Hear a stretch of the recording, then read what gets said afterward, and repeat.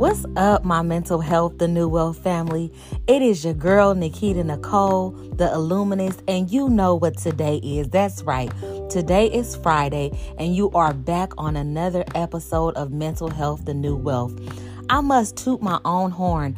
I am so proud. From January until this moment, I have ran 2 consecutive quarters back to back. I have been able to work through so many mental health difficulties and disorders, and I hope that these episodes were able to bring you life. That being said, this is the last episode of season 1.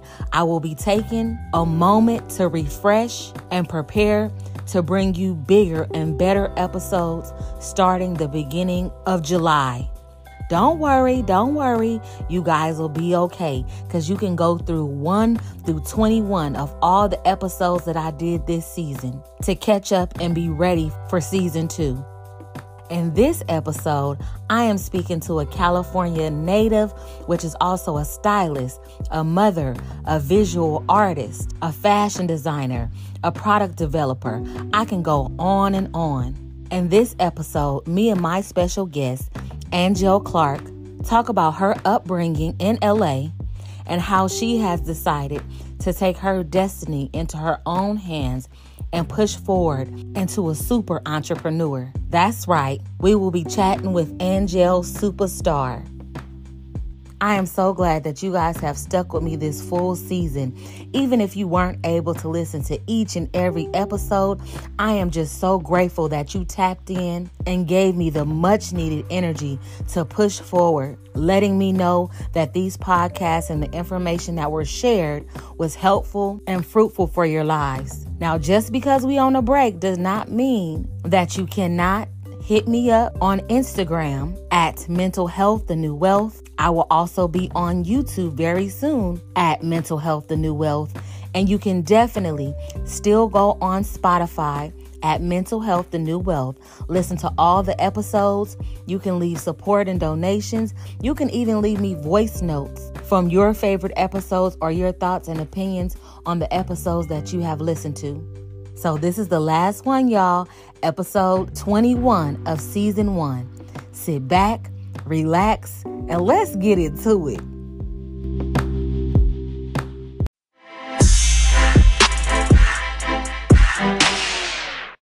Welcome and thank you for tuning in to another episode of Mental Health, the New Wealth.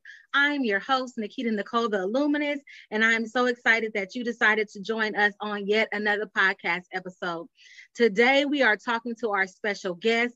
She is a light in the industry. She gets things done, and particularly, I have been knowing her for quite some time off and on in the industry, but lately she had made a live that was just touching and impactful to me because it was talking about something that we have been talking about in relationships. So she was so transparent and so open that I decided to talk to our special guest today, Miss ANGELLE CLARKE. How are you today, beautiful? I'm doing fine. Thank you so much for having me. Thank you. Thank you for taking my invite such short notice. Thank you. So just to let the people know, who is ANGELLE CLARKE? Well, I am a hair and makeup artist, about 30 years in this industry, doing hair since just before graduation of high school. I attended that, and then I also attended fashion school for fashion merchandising. Haven't did anything with that until now. I launched my clothing line in November of last year. I've also graduated from cinema makeup school here in LA. And I have my own products. I have my own hair product and I have my own makeup line.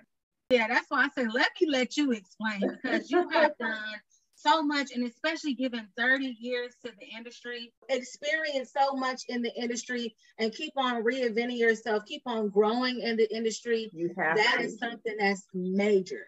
Yes.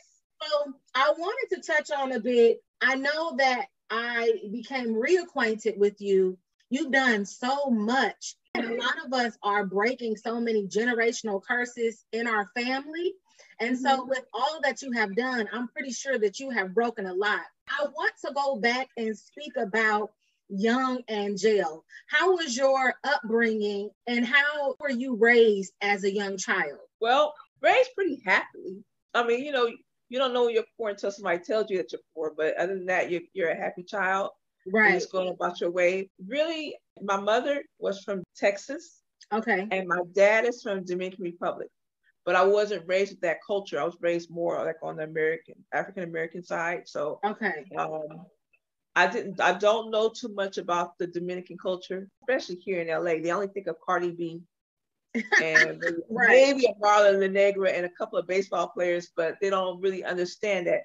Not until you go to, like, of course, New York, maybe some places on the East Coast, they're more aware of the DR culture. I'm getting acquainted now myself because it wasn't encouraged, or it wasn't even brought to me to know my heritage, and that kind of hurts. And I know that as African Americans, we're all over the place. We're all over the diaspora when it comes to where our roots are. But since I was able to at least find that part, I still wasn't encouraged. So I don't speak Spanish. The little bit I do know, my daughter says, you sound like you're speaking ratchet Spanish. So I'm like, sometimes I don't even try, but I do understand a lot of it. I try to watch the TV novelas to try to get some type of footing, with the language. But as far as the culture and where I come from, I haven't been to the Dominican Republic yet, but I do plan to go in the near future. My American side, yes, Texas, grew up here in California, born and raised here in LA, from LA native. To your listeners, I went to Crenshaw, graduated Crenshaw, LA Trade Tech, all those things that are right here in the so-called hood. The hood is good.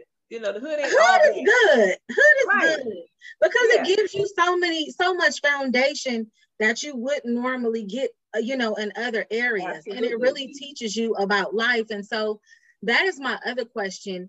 Being that you were raised in quote unquote the hood environment, what did that do, or how did that assist you, or how was that a hindrance, or just how did it affect you in general growing up into your adulthood, being from a hood environment? Well, I was also raised in the church. Not in the church where my mom was very strict about it, but we were in church 3 different churches every Sunday. Oh, wow. So that type of thing. But, I could listen to what I wanted to, I could wear what I want. But I know a lot of my friends couldn't do all that. And still to this day, a lot of my friends don't do that because that's so ingrained in them. So I've had a lot of freedom, and that allowed me to I'm also a visual artist. So it allowed me to do that. It allowed me to express myself through fashion. Yes. I didn't get caught up in all of the church thing. But as far as, I would say I was hood, but I was church first. Right. Because I wasn't able to hang out with a lot of friends. I wasn't able to be at home. I had to go to rehearsals. Then we had to go back.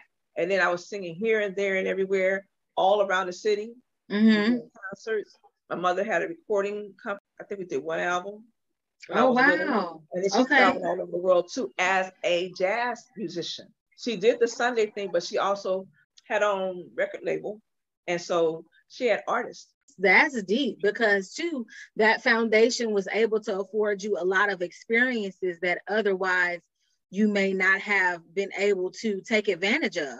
We weren't rich, but she associated herself with a lot of wealthy people. So playing at their events, they had to have live bands. Back in the 70s, you had house parties, you had a live band. You didn't have a DJ saying, Alexa, play this. You had a live band playing what they wanted to hear. And mainly the focus back then was jazz. And that was the best too, that real instrumentation.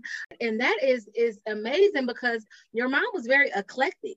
She did a lot of things. And then you had that foundation for entrepreneurship in your blood. And so that is what I also want to focus on too. So your mom doing so many things and having that foundation in church, but allowing you to do pretty much what you wanted because you had church principles and foundation in your mind, no matter where you went or what you did.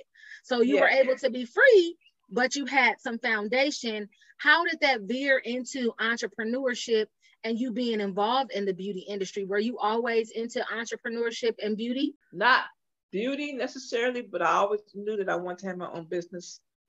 She had a boutique during that time of my childhood. We would make clothes for people. My grandmother was 35-year veteran here in the fashion garment industry downtown. She was making clothes for people. And then they opened. She had one boutique before I was even born, back in the 50s. But in the 80s, she opened again on Crenshaw. They would make clothes, and my duty was to cut the threads off. Girl, you gotta help now. You gotta help. Yeah. Oh yeah. You know, grandma and mama was gonna put you to work. Right. So it struck my interest in fashion. That's how it parlayed into hair was. Hear me clearly. I'm a little bit older than you. Mm-hmm. Back in the day, they didn't do us right on the hair. And you see it in some commercials now too. Yeah. And sometimes their hair would look kind of tired. So I said, well, I'm going to be a designer. I might as well go and get my hair license to know how I wanted the hair. Yeah. Right. So, you know, like I said, 30 years, I'm just now veering off in another direction. But guess what? When that fashion show comes up in August, my first fashion show, I'm going to be on it about that hair. And we're going to make sure we get your information to the people, because if you are in Crenshaw or want to have anything to do or be involved, we definitely want you to slide through and support. This has been a long time coming, so definitely. So with your whole family being entrepreneurs, you were saying, you know, you had to help out. So you kind of always had that niche in you regarding entrepreneurship, wanting to have your own business and just doing your own thing, and then kind of veered into beauty because they wasn't doing this right. I do see certain stuff, like you said, and be like, you could tell somebody else did their hair. Because when you know. Right. How has being in the industry of beauty and then now segueing into fashion, how has that affected your life? Because I know for me in the industry, I have created so much community. Not having a whole lot of family, and really create family for myself in a way. And then it has just allowed me to be more free, a spiritual and an artistic outlet. So how has the industry assisted you in your life? Well, you do take on clients as your family. And you have young women that you can empower. You have older women that you can learn from. You have your direct peers that you can laugh with. And so when you're standing over your clients, you want to speak life into that client. Yes. So they're coming in there, and I always say, you didn't sit in my chair for a hair appointment, you sit as a divine appointment. Exactly. And so at this point in the game, I'm very selective about this is an invite only salon. I don't necessarily take appointments, but you have to be invited in. And so how I invite you in is if I book you again, say, would you like to book again? Then that's your invite. If I say, have a nice day, have a nice day. So, and when you're starting out, you have to get a feel for what you like. So you're doing all these different type of clients. You're involving yourself with all these different types of personalities. But then it becomes spiritual after a while, because hair is a spiritual gift, because we're touching people, we're speaking with them. You know, they're telling us their very heartfelt secrets and emotions, and they're laying that when they get out the chair. A lot of times we got to do a spiritual cleansing after that. So that takes a while. You know, when you decompress, I know if you do a large amount of people on a Saturday, there is not a way that you can just get up and go. It's not the physicality of doing hair. It's the emotion, energy, the spiritual. Exactly. So when you get out the chair and that last person is done, you're like, right.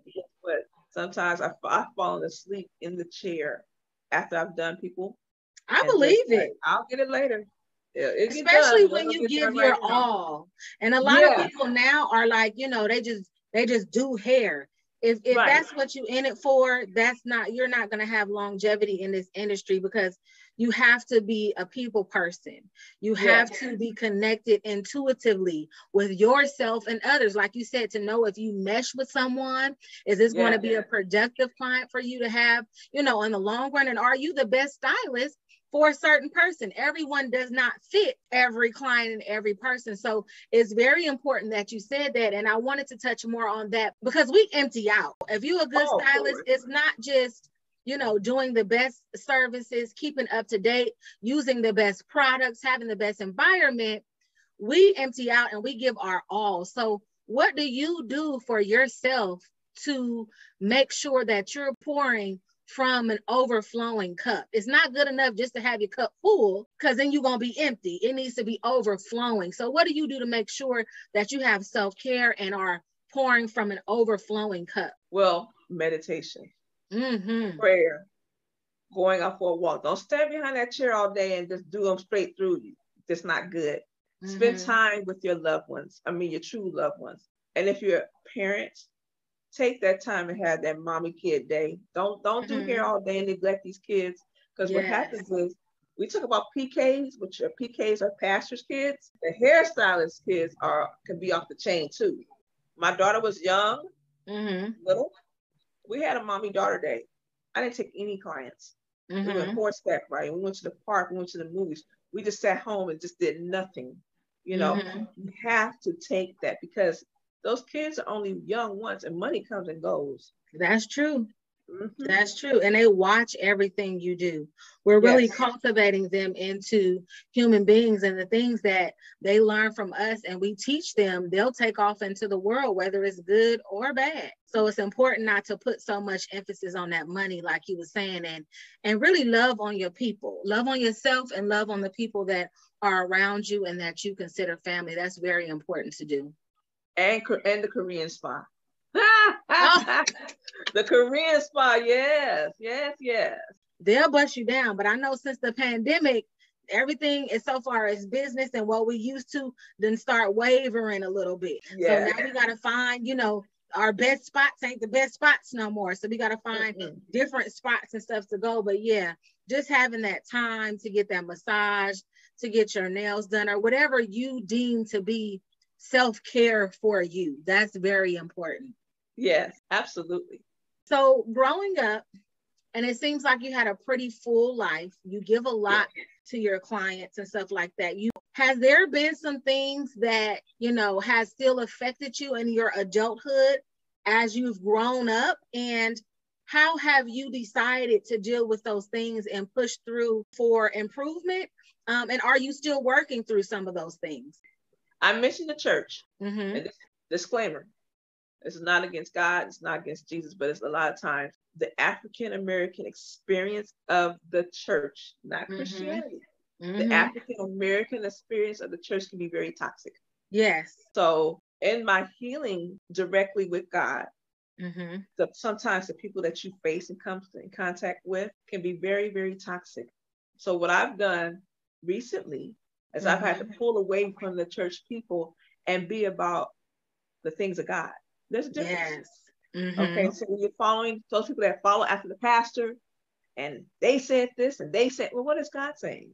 Exactly. You're putting yourself under a line of bondage with the African American church experience. So that means I can't wear red lipstick. I can't wear braids. I can't wear jewelry. I can't wear my skirt past my knees. I gotta wear my dress. I can only wear a dress. I can't wear pants. I can only wear a skirt down to the ankles, past the ankles. I can't wear nail polish.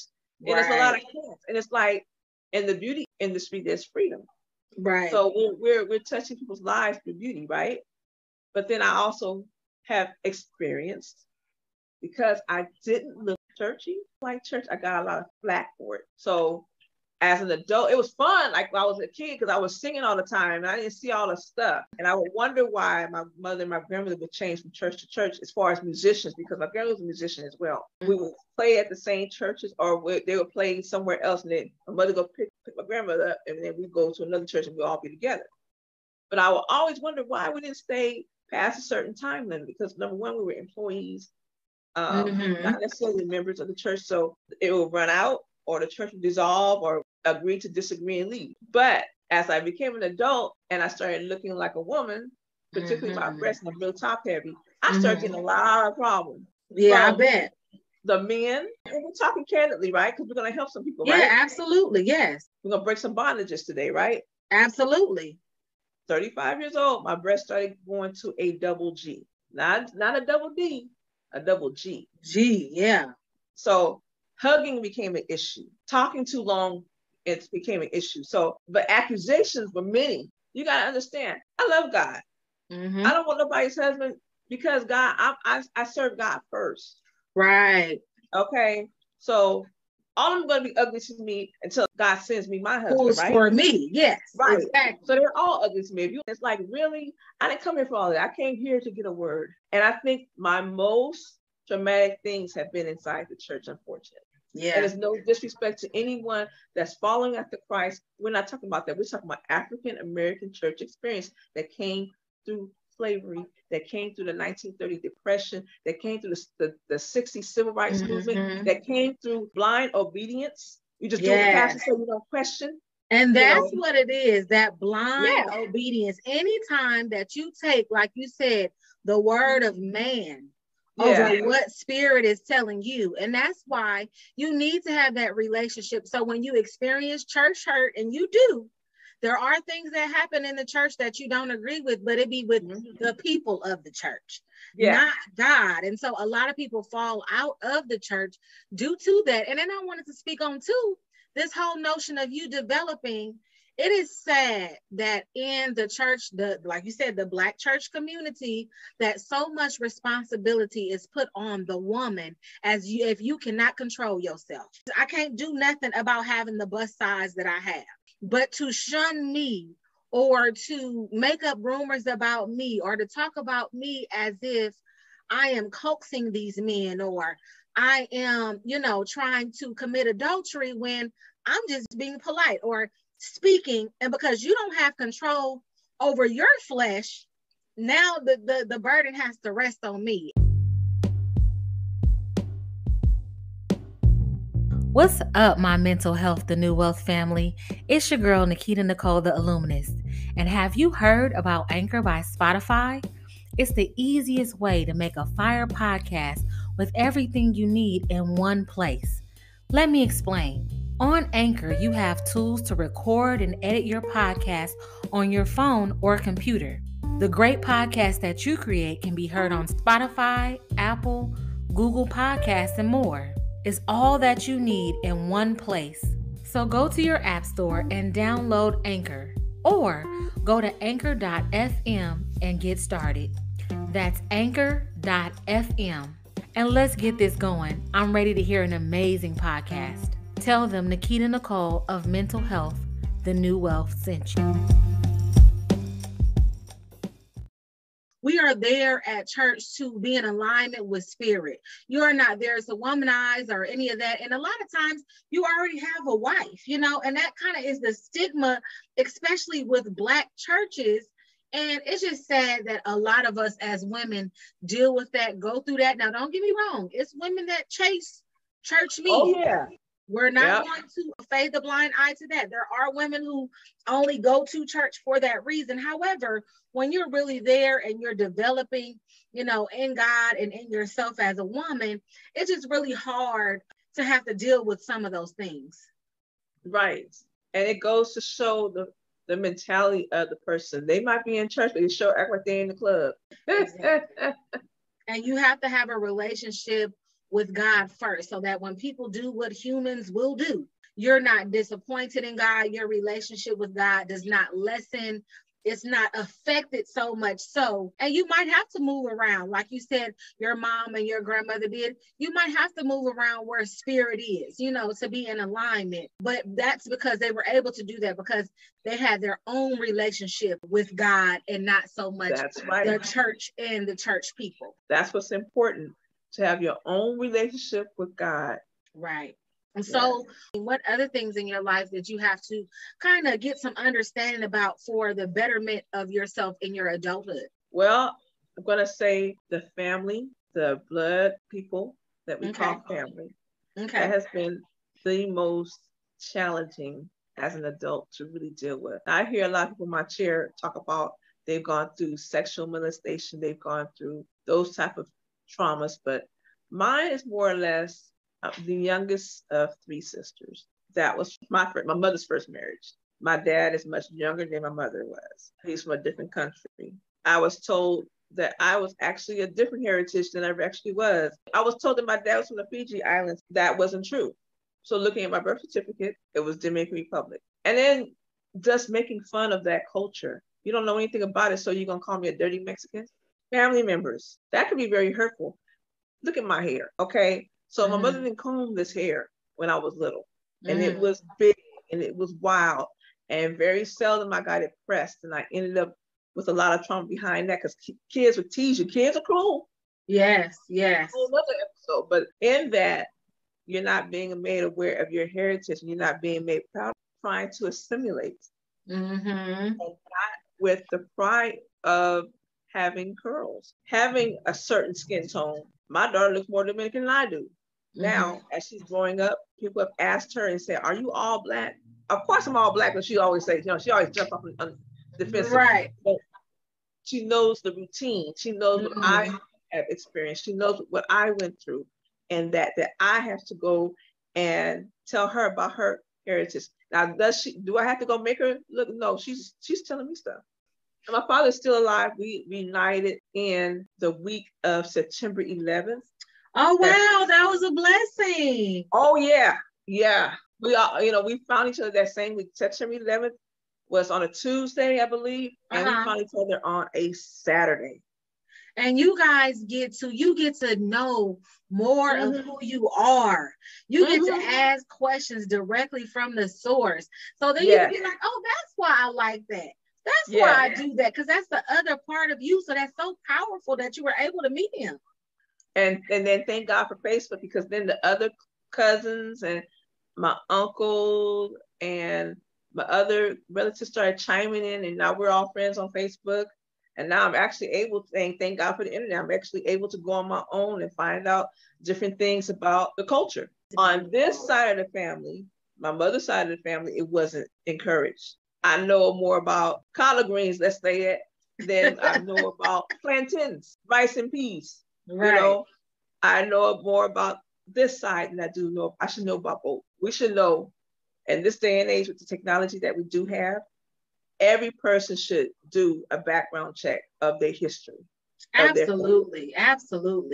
A DNA scan, and then it's this other one called African ancestry, because I heard a lot of people, when they take the regular ancestry test, they stop short of a lot of our history. So not only taking that to just know in general, but then an African ancestry test, so that you can know what parts of yourself are from Africa or other Caribbean nations, and what tribes. So I'm so glad that you were able to actually meet your dad. So what parts of your dad, now that you're starting to get to know him, what parts of him do you recognize that are integrated in you that you didn't know before? His knowledge from movies. Golly, he could tell you everything, every actor, wardrobe stylist, who was on the set, the background of, just everything. And I'm like that too. Well, in working in production, you look at continuity and you look at the beginning to the end, making sure everything's right. So you do get that eye. You don't look at television and film the same way. But my dad is like, he's a walking encyclopedia on movies. Wow. And that's something that you guys are able to share. That's yeah. And like you said earlier, we need men. A lot of the society might, you independent, you got it going on, girl, you don't need a man for nothing.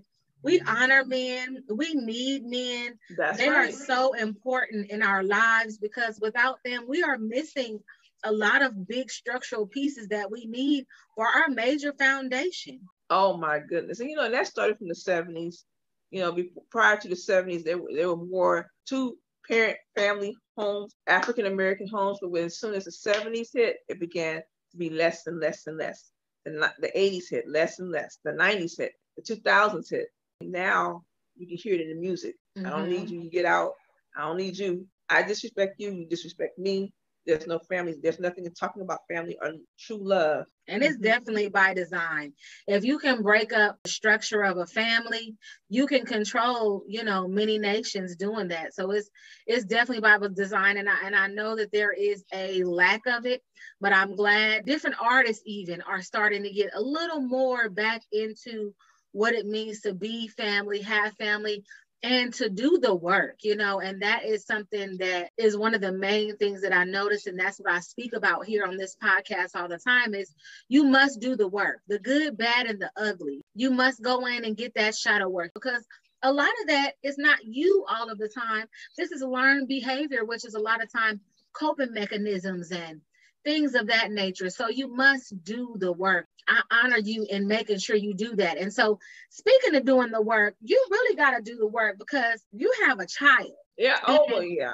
as being a mother, you're one of the first teachers, you know. So how do you maintain doing the work and then raising her to be a good young lady? And what are some of the things that was instilled in you that you decided to continue on, or some of those things that you decided to go your own way in rearing your child? Well, I didn't want her to have this conception that she had to assimilate.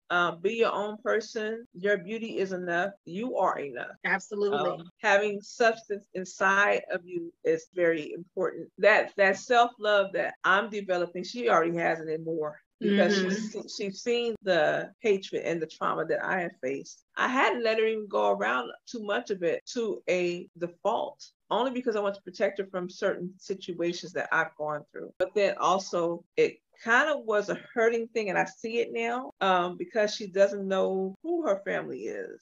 Yeah. But I just didn't want her to be in the way of having to see a lot of senseless silliness going on.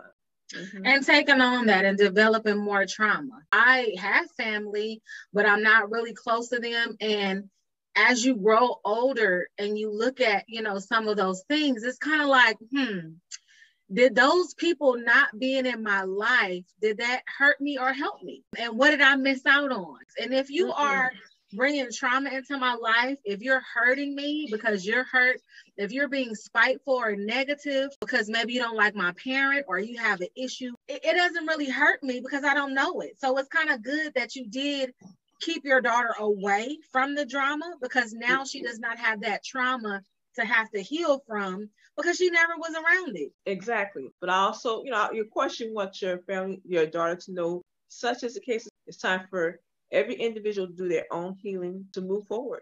Yeah. Because sometimes we hang on to family and say, oh, that's my sister, that's my brother, I gotta do this. It has to be a reciprocal thing. It has to be give and take. And a lot of us are so much givers, so we don't even notice that. Correct.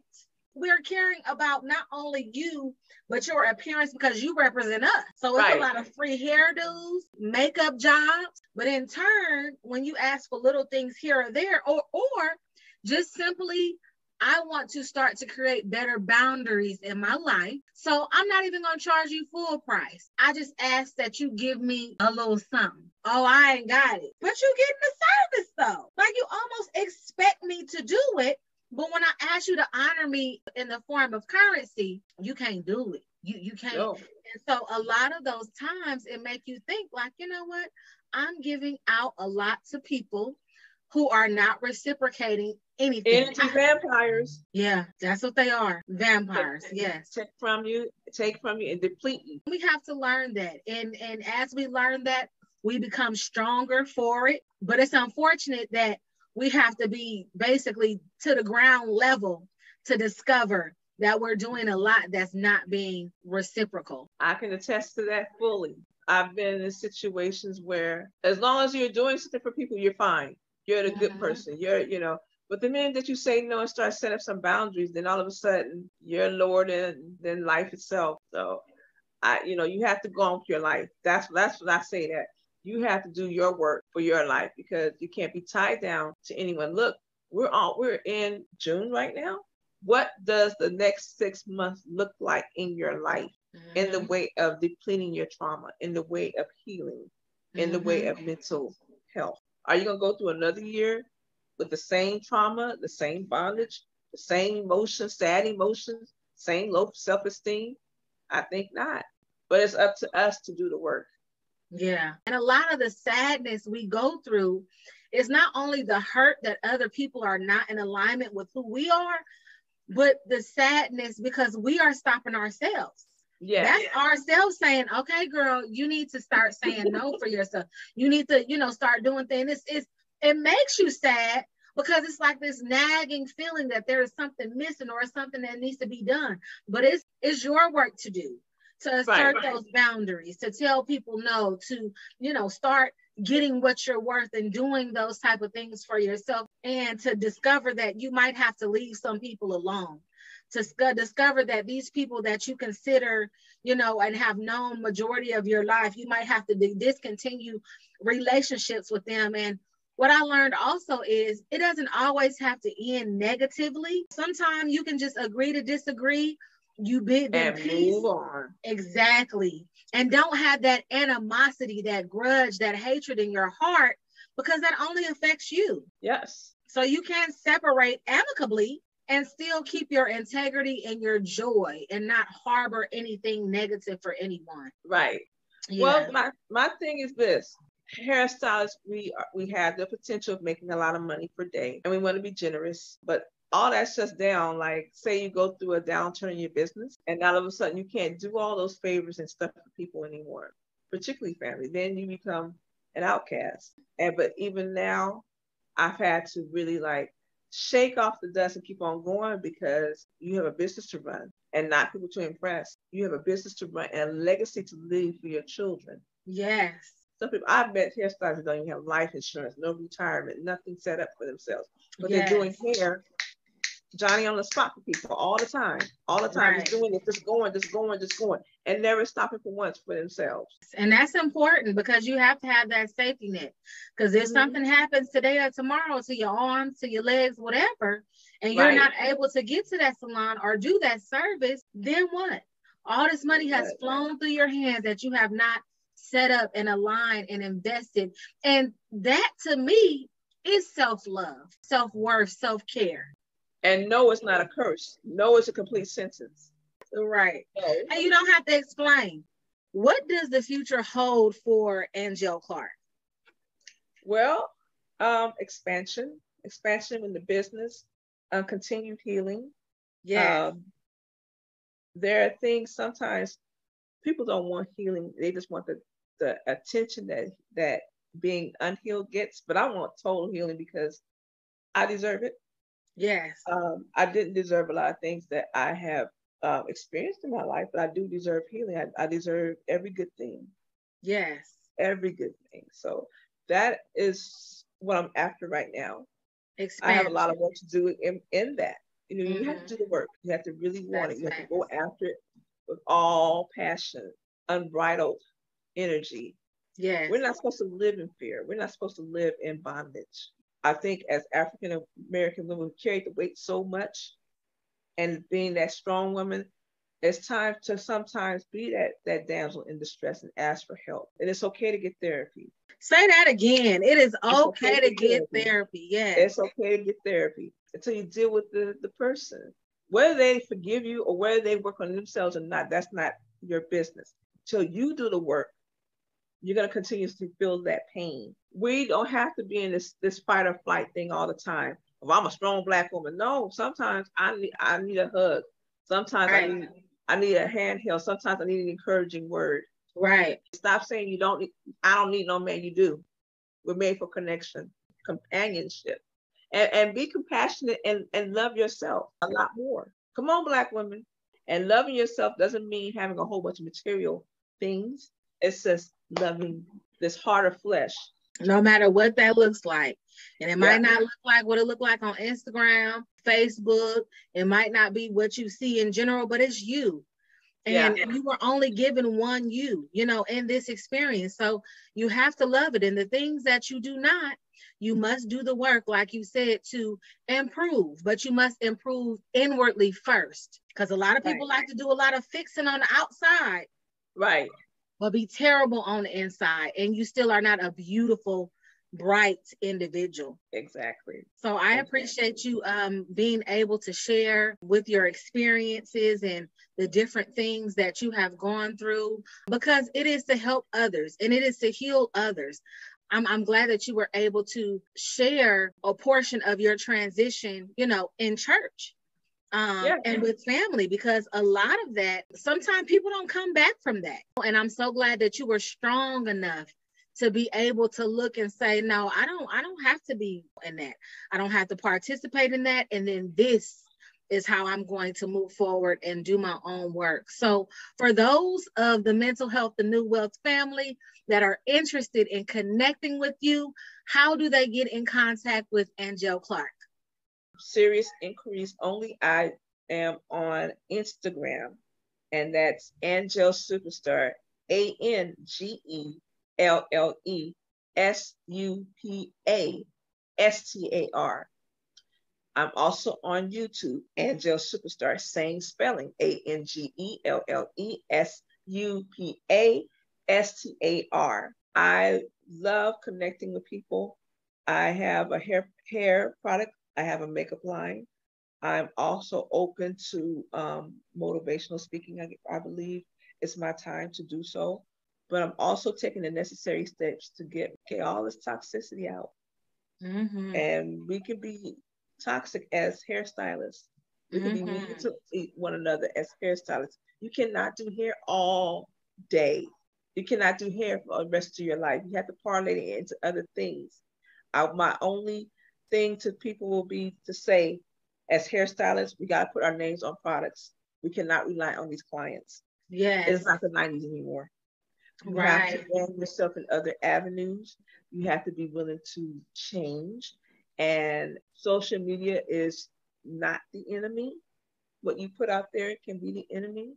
Make sure that you look the part. Make sure that you're speaking kind words over your people. But do not get in the habit of doing hair all day. I have seen too many people leave out of here in the natural over work. Well, I thank you for sharing with us. Thank you so much. Thank you. You have such a kind spirit, and you was like, yeah, let's do it. So I was like, cool, let's do it. So as you are doing your work every day and pushing forward to be the best person that you can be, you guys, please always remember, your mental health is the new wealth.